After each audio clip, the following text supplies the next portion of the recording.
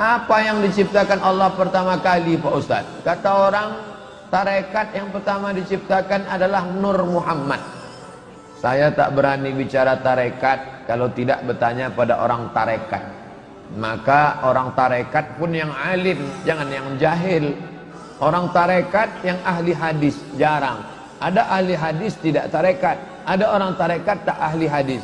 Datang ke Pekanbaru, ahli hadis dan tarekat. Namanya Syekh Muwaffaq, tarekatnya Syaziliyah. Pernah juga mengambil Qadiriyah, ada juga mengambil ijazah Naqsyabandiyah. Jadi tarekat dia banyak, tapi yang dia ijazahkan di masjid ini itu zikir Syaziliyah dari Imam Abul Hasan Asy-Syazili. Maka saya jumpai dia langsung di kamar hotel Pangeran. Syekh, saya mau nanya banyak masalah nih, takutnya di masjid nanti tak sempat orang banyak. Di masjid orang banyak bukan nanya, minta foto.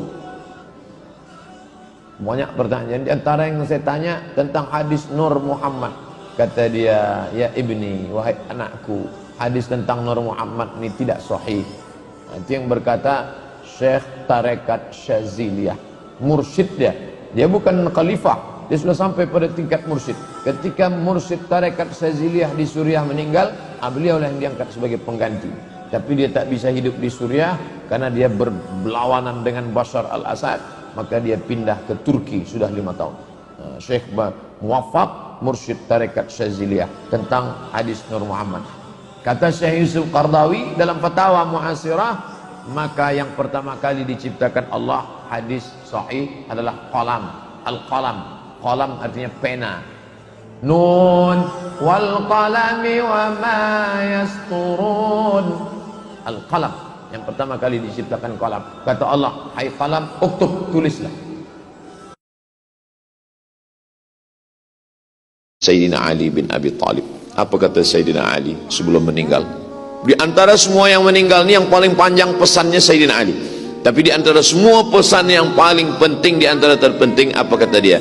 As-salah, as-salah, salat, salat. La takhafanna fillah laumata laim. Kalau benar salatmu, kau tak memikirkan cakap orang. Kalau kau masih memikirkan komen manusia, berarti hubunganmu dengan Allah belum kuat. Maka semua kita balikkan kepada Allah. Inna salati wa nusuki wa mahyaya wa mamati lillah. Kita tak penting lagi cakap orang. Like, dislike, suka, tak suka, begini, begini, kita tak pentingkan lagi. Saya pun mampu menyampaikan ini. Ustadz enak aja ceramah, kan bukan Ustadz yang mengalami. Betul, karena bukan saya mengalami, inilah maka saya bisa tausiah. Waktu mak saya meninggal, terdiam saya, hilang semua ayat-ayat itu, hilang semua hadis-hadis itu. Datanglah sahabat-sahabat menasihati, sabar ya, ditepuk mereka bahu saya, sabar. Ternyata perlahan-lahan macam kopi yang diaduk, lama-lama dia bertenang, tapi namun hilang tetap tidak. Satu-satunya keyakinan saya bahwa sakitnya kehilangan orang tersayang itu hanya akan hilang dengan kita mati. Mati kita, barulah dia akan hilang. Namun dia hilang tidak. Kalau engkau kehilangan beras, masih bisa hidup 3 bulan. Kalau engkau kehilangan air, masih bisa hidup 3 hari. Tapi kalau kau kehilangan semangat, kau hanya hidup 3 detik. Tik, tik, tik, mati. Dan sebab itu jangan sampai kehilangan semangat. Bahasa kitanya putus asa. Sayyidina Hasan ini meninggalnya kena racun. Selepas dia terminum racun itu, datanglah adik dia, namanya Sayyidina Al-Husain. Lalu Sayyidina Al-Husain bertanya, wahai saudaraku Hasan, ya, man saqaka, siapa yang membagi engkau minum racun ini?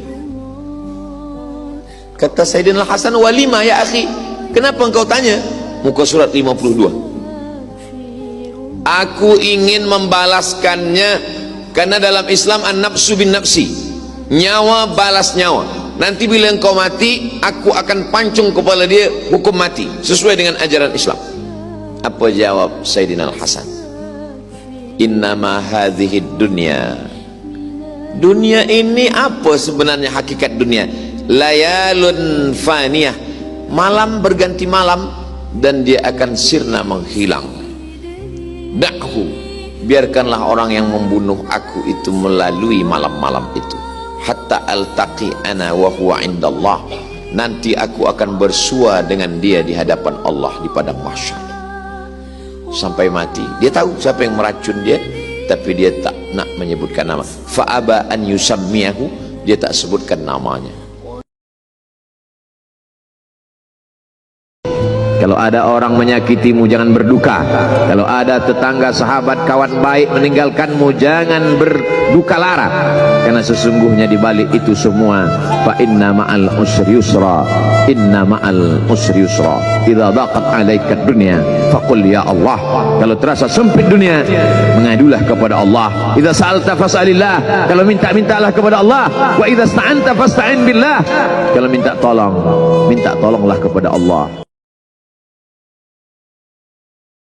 Palestina negeri Islam, dipimpin oleh Islam. Ketika Islam berkuasa di Palestina, gereja tetap tegak berdiri, tak ada diganti. Apa nama gerejanya? Al-Qumamah, Al-Qiyamah, tegak. Tempat lahirnya Jesus Christ, tetap tak diganggu umat. Tak ada Umar mengatakan bakar, tak ada. Ketika Islam berkuasa, sinagog Yahudi tak ada diganti. 1946 Inggris memberikan tanah Palestina kepada Yahudi, mereka berkuasa. Apa yang mereka lakukan? Mencabut hati kita. Coba tonton bagaimana sakitnya Palestina. Saya satu asrama dengan orang Palestina waktu di Maroko. Kau tinggal di mana Palestina? Gimana keadaan saudara di sana? Masuk tentara Israel, memukulkan ujung senjata laras panjangnya ke toples, ke tempat minyak zaitun makanan kami. Mereka tidak tembak kami, Abdul Somad. Mereka tidak bunuh kami. Mereka ingin kami mati dalam keadaan tersiksa. Andai mereka tembak kami, kami mati syahid. Memang itu yang kami ingin. Kenapa kalian tak pindah dan mencari suaka politik ke Australia? Kenapa kalian tak pindah ke Eropa? Abdul Somad, prinsip hidup kami, iskariman au mut syahidan. Hidup kami mulia atau kami mati syahid. Bertahan mereka di sana. Maka siapa yang bisa memberikan bantuan, kirimkan. Tapi jangan gara-gara ini 3 orang pegawai Bank Riau Kepri resign ke Palestina. Jangan. Saya tak mau besok mendapat berita dari New York Times, 3 orang warga Riau terbengkalai di Palestina karena tak dapat lontong sayur. Apakah kedatangan kita meringankan beban mereka atau jadi beban buat mereka? Ini banyak nih yang merasa diri sudah kebal di sini, pergi ke Palestina, tembak tentara Israel mati. Katanya jimat nih kebal tuh, udah nyebrang laut tak bisa lagi.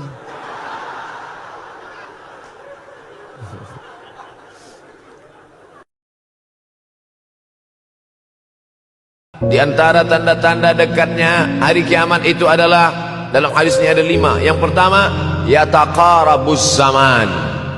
Zaman, masa, waktu makin pendek. Yang kedua adalah wayang kusul ilmu. Ilmu semakin berkurang.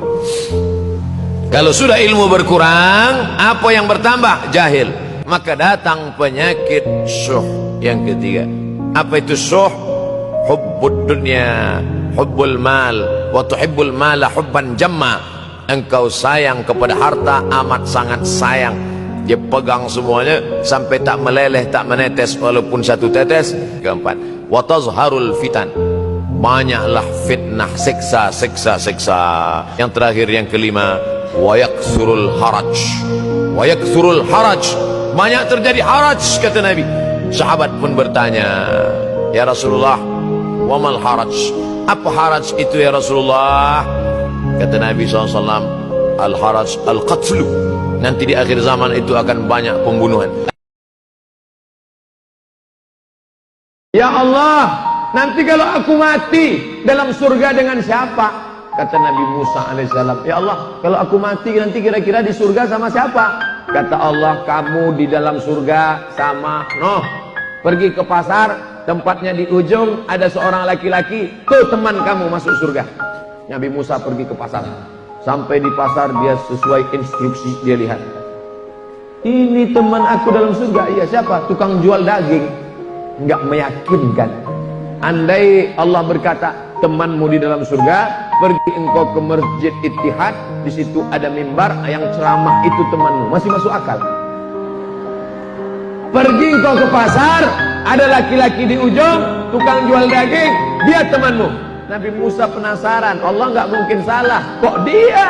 Maka Nabi Musa ikutin dia, nggak nanya, ikutin aja. Dia jual daging, potong jual daging. Selesai dia pulang ke rumah, sampai di rumah dia cuci daging, dia potong kecil-kecil, dia kasih daun, dia masak. Setelah masak dia suapin emaknya, makan mak. Setelah maknya makan, maknya kenyang, maknya berdoa, ya Allah, masukkan anakku ke dalam surga bersama Musa. Pernahkah ibu berdoa, ya Allah, masukkan anakku ke dalam surga bersama Sayyidina wa Maulana Muhammad sallallahu alaihi wasallam.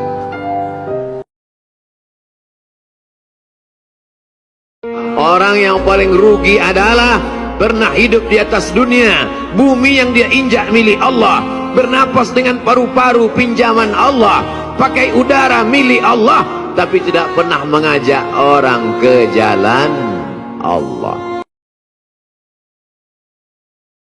Qarabatu Rasulillah sallallahu alaihi wasallam ahabbu ilayya min an asila ila qarabati. Menyambung silaturahim dengan zuriat Rasulullah sallallahu alaihi wasallam lebih aku sukai daripada menyambung silaturahim dengan keluargaku sendiri. Itu ucapan orang yang dijamin masuk surga dari segala pintu. Sayyidina Abu Bakar Siddiq radhiyallahu anhu yang disebutkan oleh Imam Muhammad bin Ismail bin Ibrahim bin Al-Mughirah bin Bardizbah Al-Bukhari dalam kitab sahihnya. Maka di hari Jumat Sayyidul Ayyam penuh barakah, Al-Faqir Abdul Somad menemui Sayyidu Zurriyat Sayyidina wa Maulana Muhammad sallallahu alaihi wasallam, Sayyidi Al-Habib Muhammad Rizik bin Syihab, bertemu pula dengan Habib Saleh Al-Idrus, bertemu dengan Habib Hanif Al-Attas beserta para habaib. Mudah-mudahan kecintaan saya kepada keturunan zuriat Rasulullah SAW membuat saya bisa bersama dengan kakek mereka, Sayyidina wa Maulana wa Syafi'ina wa Dzukhrina wa Qurrati A'yunina Muhammad sallallahu alaihi wasallam dalam surga Jannatul Firdaus. Taraktu fikum amraini, di akhir zaman yang hebat luar biasa fitnah ini, kata Nabi, ada kutinggalkan dua. Kalau kamu pegang yang dua ini, lan tadillu abadan, kamu tak akan sesat selamanya. Yang pertama kitab Allah, berpegang kepada Al-Quran, masukkan anak ke pondok tahfiz Quran, membaca Quran, menghafal Quran, mengamalkan Quran, wakafkan tanah untuk pondok tahfiz Quran. Yang kedua jangan lupa, wa itrata ahli baiti, keturunanku. Kata Imam An-Nawawi, mengapa disebutkan keturunan Rasulullah? Karena mereka aqrabuhum ila sunnah, yang paling dekat pengamalannya kepada sunnah Rasulullah sallallahu alaihi wasallam. Mereka lah ahlu sunnah wal jamaah. Dalam beraqidah Imam Abdul Hasan Al-Asy'ari, dalam berfikih bermazhab, dalam satu mazhab, mazhab Syafi'i, dan bertasawuf Sunni, Imam Junaid Al-Baghdadi dan Imam Abu Hamid Al-Ghazali. Itulah yang membuat kami bisa bersama. Al-Faqir Abdul Somad rendah, hina, tak ada apa-apa, maka bersama dengan para habaib insyaallah mereka akan memberikan syafaat kepada Al-Faqir, kepada kita semua. Al-mar'u ma'aman ahab, orang akan bersama dengan siapa yang dia cintai. Kita bersama dengan para habaib yang kita cintai, bersama pula dengan Habibina Muhammad sallallahu alaihi wasallam. Itulah tujuan silaturahim pada Jumat yang penuh barakah. Pertemuan ini membangkitkan semangat. Siapa yang bisa membangkitkan semangat Ustaz Abdul Somad? Abdul Somad datang mendengarkan khutbah Jumat, mau dengarkan khutbah, mau supaya bersemangat, malah disuruh khutbah. Mau datang ke pengajian, mau dengarkan kajian, malah disuruh ngisi pengajian. Maka menemui para habaib, menemui Habib Muhammad Rizik Syihab, itu membangkitkan semangat Al-Faqir. Membawa anak saya untuk didoakan, Sami Ahmad Isbahi Ibadillah, mentahnikkan anak. Adapun perjuangan ke depan, apa yang dirugikan? Berapa miliar negeri ini rugi oleh Habib Rizik Syihab? Apa yang pernah beliau hancurkan? Ada barang tambang Indonesia ini yang beliau ekspor keluar tanpa bayar pajak. Beliau tidak pernah merugikan apapun. Dia hanya sedang menegakkan satu di antara pilar. Bahkan sebab itulah kita disebut umat terbaik. Kuntum khaira ummah, kamu umat yang terbaik. Ta'muruna bil ma'ruf, mengajak orang buat baik. Wa tanhauna 'anil munkar, melarang dari perbuatan munkar.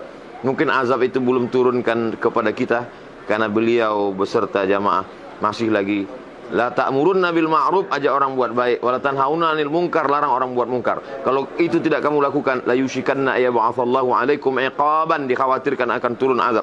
Ketika azab itu turun, lalu kemudian kamu berkumpul di tanah lapang berdoa, fala yustajabu lakum, doa kamu tak dikabulkan. Kenapa? Karena tidak melaksanakan nahi munkar. Banyak orang mengajak bersolawat, mengajak berzikir, mengajak sholat, tapi tak banyak yang bisa melakukan nahi munkar seperti yang dilakukan Sayyidi Al-Habib Muhammad Rizik Syihab.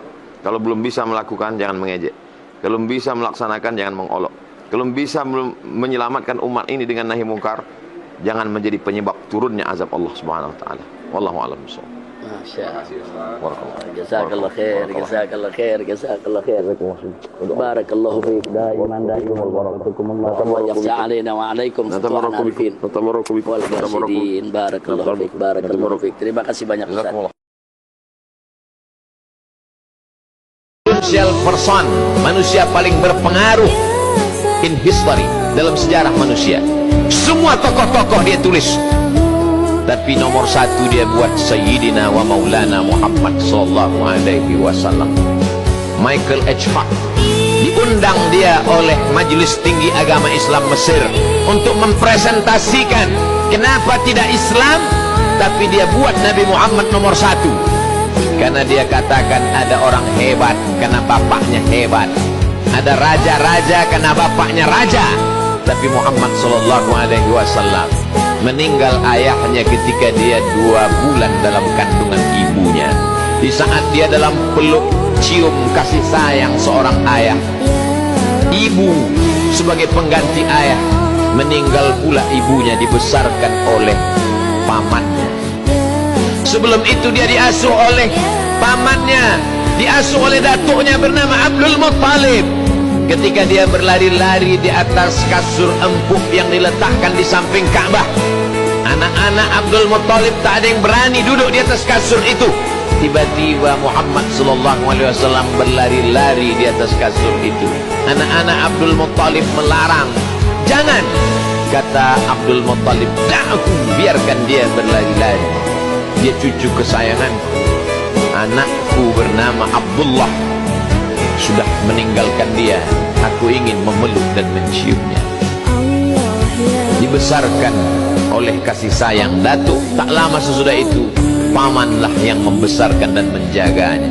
Tapi di saat dia perlu kasih sayang, dukungan seorang paman, saat dia membawakan dakwahnya untuk mengatakan la ilaha illallah, di situ pula lah paman itu meninggalkannya. Istri tercinta Khadijah Al-Kubra pun di tahun yang sama meninggalkan dia. Tapi dia tetap bangkit, karena dia tidak kuat karena manusia, dia kuat karena dia bersama dengan Allah. Siapa saja yang bersama dengan Allah, maka dia akan kuat. Saat mereka berada di dalam gua, diabadikan dalam Al-Quran, idhuma fil ghari, ketika dia bersama dengan sahabatnya Abu Bakar Siddiq, idh yaqulu li sahibihi, dia berkata kepada sahabatnya, la tahzan, la tahzan, jangan kau sedih, la tahzan, jangan kau cemas, la tahzan, jangan kau takut, innallaha ma'ana, Allah bersama kita. Bersama dengan hartamu kau akan dihormati orang, setelah hartamu hilang kau akan diinjak. Bersama dengan kekuasaanmu kau akan dimuliakan orang, sampai masanya kau tak lagi berkuasa, kau diremehkan, disepelekan orang. Bersama kau dengan Allah, Allah tak akan pernah mati. Hayyun la yamut, man kana ya'budu Muhammadan fa inna Muhammadan qad mata. Siapa yang menyembah Muhammad, sesungguhnya Muhammad mati. Man kana ya'budullah, siapa yang menyembah Allah, fa innahu hayyun la yamut, Allah maha hidup, tak akan mati. Siapa dia? Allah. Adakah Tuhan selain dia? La ilaha illa huwa. Apakah dia hidup? Al-Hayyu, dia maha hidup. Apakah dia mengatur hidup kita, mengatur rezeki kita? Al-Qayyum, dia mengatur.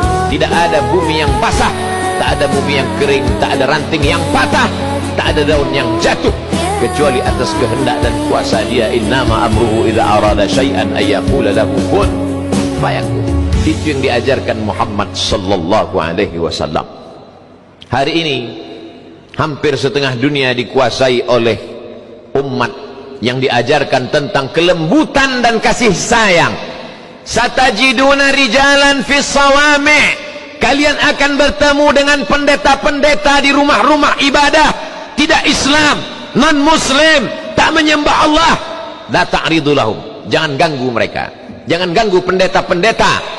Khutbahnya ketika melepas pasukan, dia tidak berkata hancurkan, ratakan dengan tanah, bakar, bunuh. Satajiduna rijalan fis sawami, kalian akan bertemu dengan pendeta-pendeta di rumah-rumah ibadah. La ta'ridu lahum, jangan ganggu mereka. La taqtulu sabiyan murdi'ah, jangan bunuh anak kecil yang sedang menyusui. Wala syaikhan faniya, jangan ganggu orang tua renta. La tahdimu buyutan, jangan hancurkan rumah karena rumah tak bersalah. La ta'qiranna nakhlan, jangan cabut pohon korma. La taqta'unna syajaratan, jangan potong pokok kayu. Dulu mereka kalau berperang hancurkan rumahnya, bakar pokok kayunya, hancurkan kurmanya biar mereka tidak makan. Dia datang dengan ucapan wa ma arsalnaka illa rahmatan lil alamin.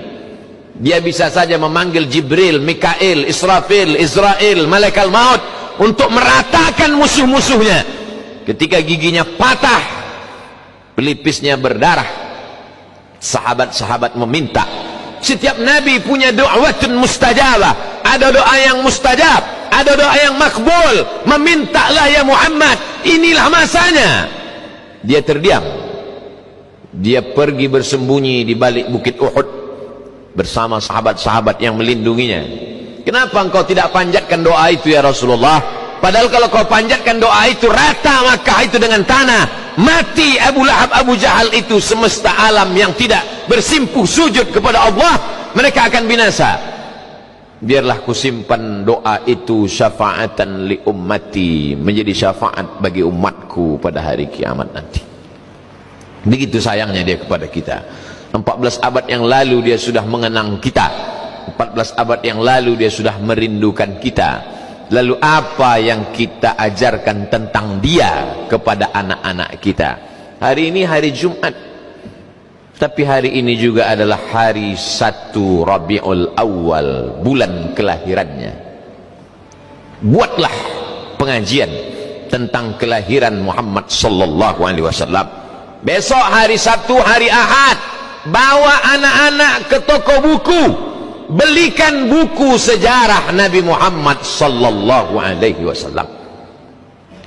Kalau belum mereka baca, nanti sesudah kita mati, mereka akan buka, meleleh air mata mereka mengenang kita membelikannya, dan dia pun akan ajarkan itu kepada anak cucunya. Kita tidak penulis buku, kita tidak ulama yang dapat bercerita tentang dia, tapi kita sudah mengenalkan orang yang luar biasa itu. Semesta alam ini tidak akan ada kalau tidak ada Muhammad sallallahu alaihi wasallam. Kalau memang dia orang yang paling dicintai, kenapa kakinya berdarah sampai terompah kayunya basah? Datang Jibril alaihi salam, ya Muhammad, kalau sampai menetes darah itu ke tanah, kuratakan Taif itu semuanya hancur.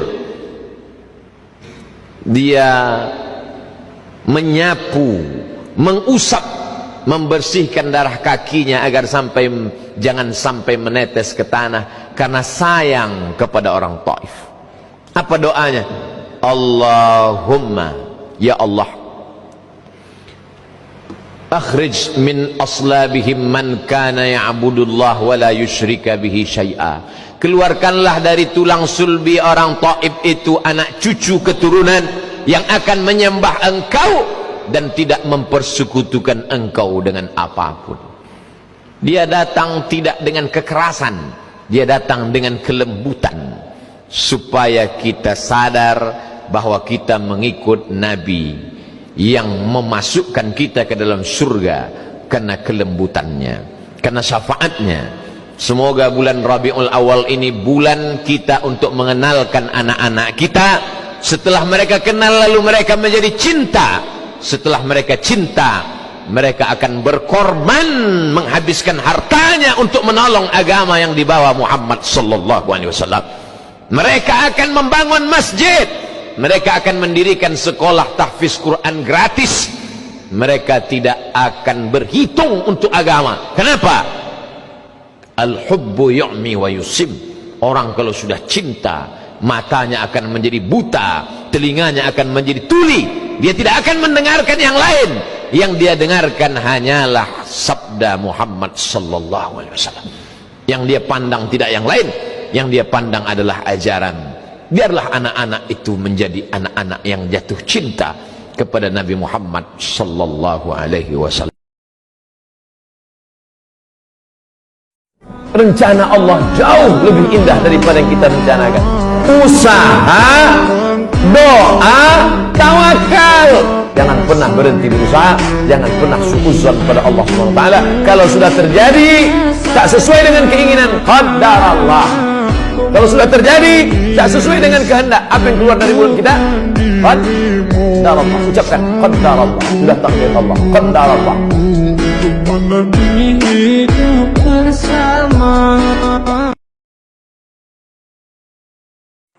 Imam Syafi'i itu luar biasa. Selesai dia belajar hadis dengan Ibnu Uyainah di Makkah, pergi dia ke Madinah. Sampai di Madinah, dijumpainya rumah gubernur Madinah. Assalamualaikum. Waalaikumsalam. Gubernur Madinah, ya, tolong bawakan saya ke rumah Imam Malik. Saya mau belajar sama Maliki, Malik bin Anas. Apa kata gubernur? Hai Syafi'i, andai kau suruh aku memindahkan bukit Uhud, lebih ringan daripada menghadap Malik. Begitulah ulama itu karismanya, jangan dulu. Aku tak sanggup berhadapan, segan mau jumpai Imam Malik. Kau suruh aku mindahkan bukit Uhud, lebih ringan daripada berhadapan dengan Malik. Ulama zaman dulu dihormati, luar biasa. Tapi karena diminta, akhirnya Imam Syafi'i pun datang ke rumah Malik bin Anas. Sampai di rumahnya, dia ucapkan salam. Assalamualaikum. Waalaikumsalam. Keluar pembantu Malik. Siapa? Saya Syafi'i. Mau ketemu siapa? Mau ketemu Malik. Malik mana? Di dalam. Ya, tunggu sebentar. Dia masuk ke dalam. Malik, ya, ada tamu namanya Syafi'i. Kata Malik, suruh dia baca kitab saya Muwatta. Nanti kalau dia sudah baca khatam Muwatta, baru dia belajar sama saya. Kalau tidak, nanti tak nyambung kajinya. Datang pembantunya, nyampaikan, Syafi'i, ya, kata Malik, kamu pulang aja dulu, baca Muwatta. Nanti kalau sudah khatam Muwatta, baru belajar lagi. Kata Syafi'i, kasih tahu ke Malik, Muwatta sudah di sini semua. Maliki terkagum dengan Syafi'i. Sebelum belajar, dia sudah, andai ada orang mau belajar ke saya, Pak Ustadz, kami mau belajar masalah khilafiyah, baca buku saya 37, masalah populer, nanti baru kita belajar, biar nyambung kaji kita. Pak Ustadz, udah di sini itu semua. Tentu saya kagum sama dia. Saya aja nggak hafal, dia hafal. Akhir dari persahabatan, pertemanan dan menuntut ilmu Syafi'i, akhirnya Malik memanggil Syafi'i. Syafi'i, sini. Ada apa Tuan Guru? Habis sudah ilmuku dan kurasa engkau lebih hebat daripada aku. Ini beberapa keping uang emas, carilah guru yang lain. Pergilah. Begitu zaman dulu. Zaman sekarang orang dah, akulah guru yang paling hebat di Pekanbaru. Kau jangan belajar sama yang lain. Yang lain itu hanya kulit-kulit buku aja. Ini bukan adab salaf. Ini adab salaf. Mereka belajar salaf. Imam Malik itu salaf, meninggal 179. Imam Syafi'i itu salaf, meninggal 204. Saya nggak mau pakai Syafi'i, saya maunya pakai Bukhari. Di kotaknya dua, dianggapnya Bukhari lebih alim daripada Syafi'i. Ini Syafi'i, ini Bukhari. Dia lupa Bukhari itu belajar kemana. Bukhari meninggal 256. Lihat tahun lahirnya, lihat tahun wafatnya. Bukhari meninggal 256. Bukhari punya guru siapa namanya? Ahmad bin Ambal, meninggal 261. Ahmad bin Ambal punya guru siapa namanya? Syafi'i, 204. Syafi'i punya, jadi silsilahnya ke atas. Bukhari berguru kepada Ahmad bin Ambal, Ahmad bin Ambal berguru kepada Syafi'i. Secara tak langsung Bukhari itu murid Syafi'i secara keilmuan, tapi murid tak langsung. Jadi jangan katakan Syafi'i tak paham hadis. Nasirus sunnah. Ahmad bin Ambal mengaku sebelum Syafi'i masuk ke kota Baghdad, kami tak bisa membedakan mana hadis am, mana hadis khas, mana taqyidul mutlaq, mana takhsisul am, mana ikhtilaful hadis, mana nasikh mansuh. Bukan mereka tak paham, mereka paham, mereka tawadhu, tapi ada orang yang lebih paham daripada mereka. Siapa itu? Imam Syafi'i. Yang pertama menulis kitab usul fiqih, Imam Syafi'i. Dipanggilnya muridnya namanya Rabi' al-Muradi. Rabi', ta'al, mari kemari. Tolong ambil pena sama kertas. Datang Rabi', ambil pena, ambil kertas, dicatatnya. Catat. Tulis ar-risalah. Risalah artinya surat. Tulis. Ditulis Rabi' 300 halaman. Itulah kitab usul fikih yang paling tua sekarang. Judulnya ar-risalah. Ngomong aja Syafi'i. Tidak pakai laptop, tidak pakai copy paste, tidak pakai kitab, tidak pakai google.com. Ini merasa alim hebat, ngajar, mati lampu hilang hadis.